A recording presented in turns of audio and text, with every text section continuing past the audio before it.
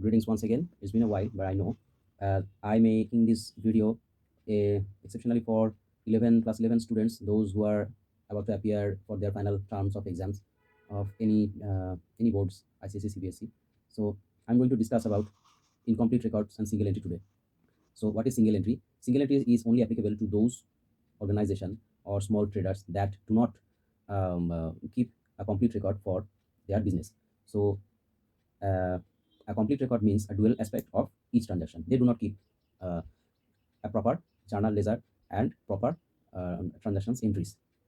So they usually keep a cash book together with a personal ledger containing accounts of mostly debtors and creditors. That is receivables and payable. They are only focused on. So his book, these types of traders book does not have the information about capital or their assets or pure liabilities or um, expenditures, revenue expenditures.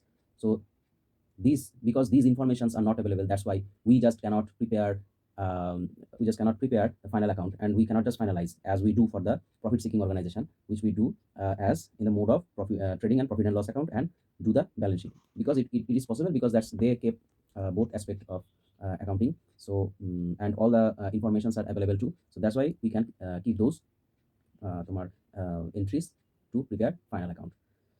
So this single entry is not an accounting process, and there is no such way to do accounting as we do for single entry, because uh, this is a quite defective process of recording transactions, where in some transactions are recorded in two-way aspect, some one way, and some may be totally omitted. So it is not an accounting process and neither a system.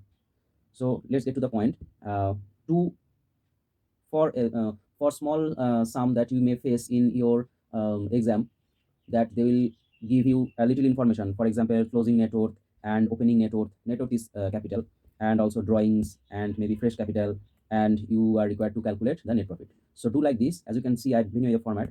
First, write above ascertaination of profit and loss, and then first closing net worth, add drawings during the financial year, less fresh capital introduced, that we are getting adjusted net worth. From adjusted net worth less opening net worth, we are getting trading profit. And from trading profit less revenue expenditure, as it we do for the profit and loss account debit side. Those expenditures are called revenue expenditure. After deducting revenue expenditure from trading profit, we get net profit or maybe loss during the financial year.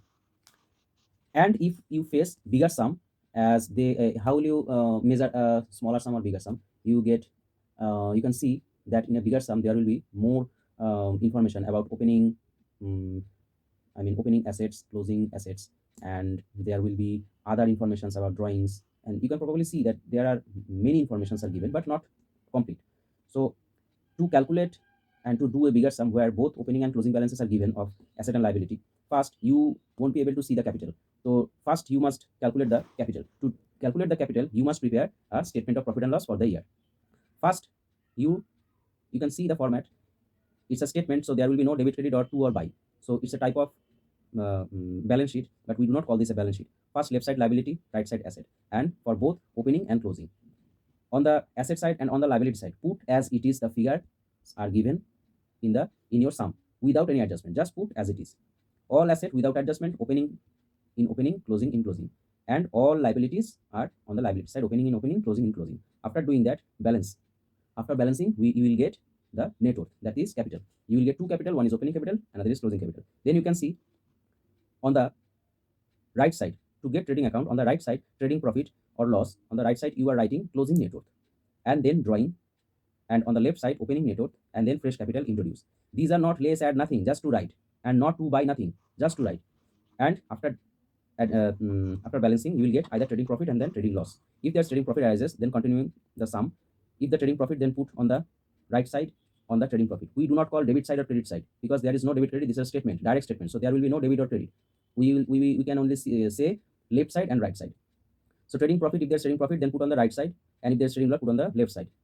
And after putting trading profit on the right side, you supposed to put all the revenue expenditure on the left side, as you put on the debit side of PL account in final account. Here the same. After doing that, you might get the net profit. Now, after getting net profit or loss, now we must prepare a statement of affairs. Statement of affairs is equivalent to balance sheet for a final account, but since this is not a final account, this is a single entry process, we do not We cannot just prepare balance sheet. So it's a form of balance sheet and it's similar to the balance sheet. We call it statements of affairs. On the left side liability, on the right side asset. On the right side asset, put all the closing value of asset and do the adjustment. So on the statement of affairs, which is to be prepared on the closing date, we do the adjustment here. We show the adjustment here.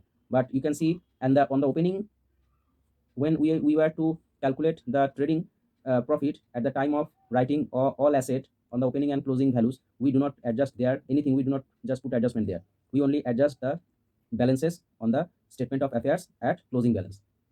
So closing balance sheet, which is called statement of affairs, write all the closing values of asset and then adjust accordingly is given as per depreciation, bad debt, etc.